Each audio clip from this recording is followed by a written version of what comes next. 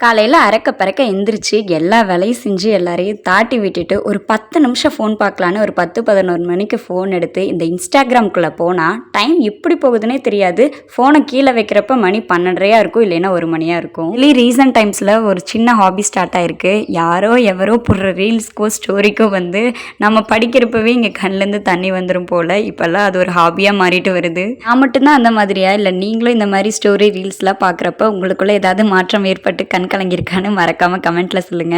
நேற்று நைட் டின்னருக்கு சிம்பிளா இட்லி தக்காளி குருமாவும் தான் ரெடி பண்ணியிருந்தேன். அண்ட் தம்பிக்கு இந்த தடவை ஷாப்பிங் போயிருந்தப்ப ஒரு மினி இட்லி பிளேட் வந்து கண்ணில் பட்டுச்சு, அதையும் வாங்கிட்டு வந்திருந்தேன். அதில் அவருக்கு வந்து இட்லி ரெடி பண்ணிட்டேன். இந்த தக்காளி குருமா ரெசிபி ஆல்ரெடி நம்ம சேனலில் வந்து அப்லோட் பண்ணியிருக்கோம். இன்கேஸ் உங்களுக்கு தேவைப்பட்டுச்சுன்னா கீழே வந்து ப்ளே பட்டனில் லிங்க் கொடுக்குறேன், செக் பண்ணி பாருங்க.